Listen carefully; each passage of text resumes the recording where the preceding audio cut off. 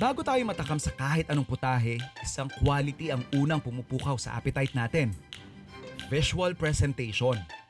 At kung dito ka sa Morgano Restaurant kakain, mata mo pa lang, mabubusog na sa kanilang IG-worthy dishes. Tara! Food trip tayo! Kung isa kang kusinero, gusto mong ma-challenge, bisita ka dito sa mga restaurants around Tagaytay. And eto, yung magpe-presenta sa'yo.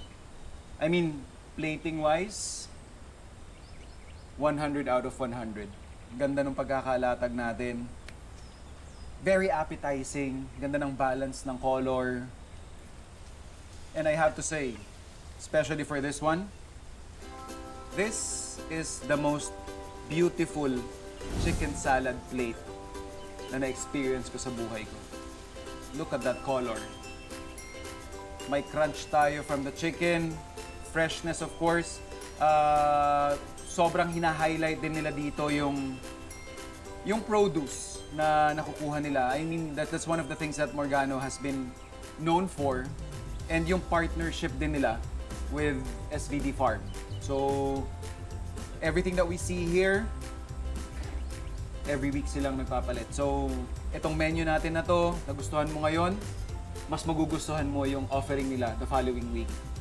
Pero winner. I mean, presentation pa lang, social media worthy talaga eh. So, pa-flat lay lang natin yan. Ganda.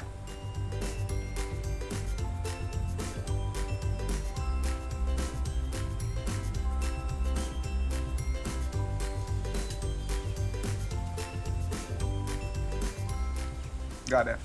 Yeah.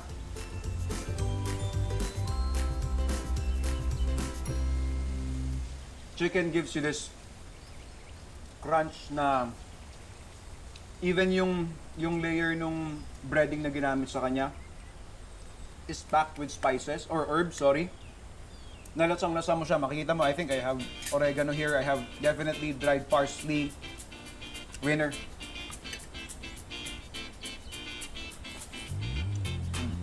Next up, yung ating shrimp scampi tagliatelle. And we just have to give kudos doon sa team nila. Mapapansin niyo yung shade ng pasta nila is iba. May lighter doon sa kabila, dark sa harap.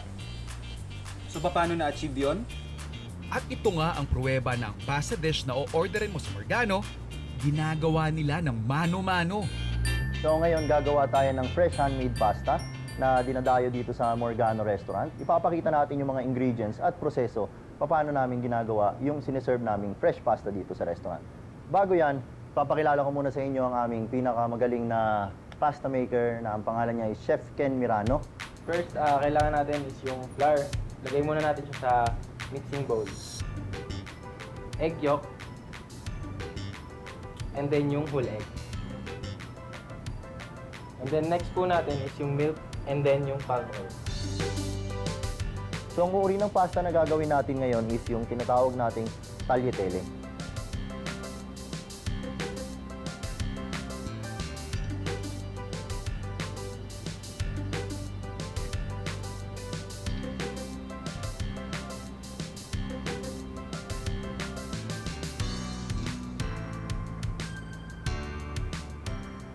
Kung ako to, gagawin ko, itatago ko yung shrimp, tatago ko yung flatbread sa loob, tapos ito lang yung ipapakita ko. Kasi ito lang, winner na eh.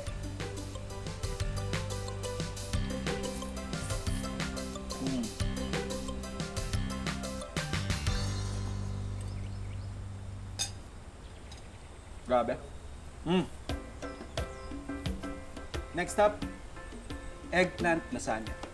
Yan!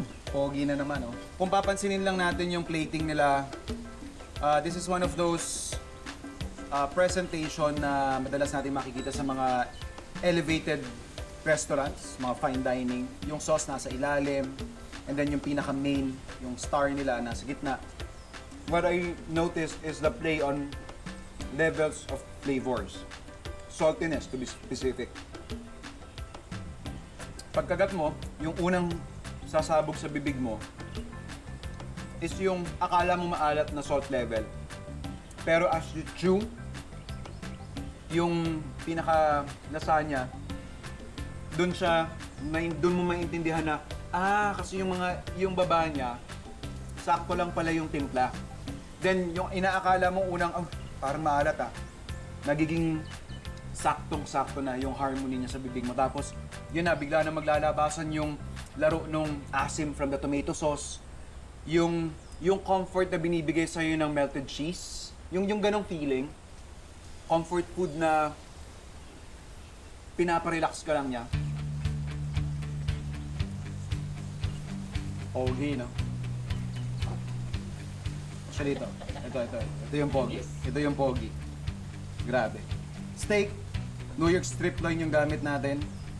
It's actually my favorite cut of steak. Kudos to the kitchen team for not overcooking it. Look at that. And para daw mas ma-elevate yung steak experience mo, they are suggesting you pair it with roasted garlic mushroom. Robust yung beef flavor. I like it so much. Roasted garlic natin. And steak. My God. Sorry. Ako lang yung makakatikim nito.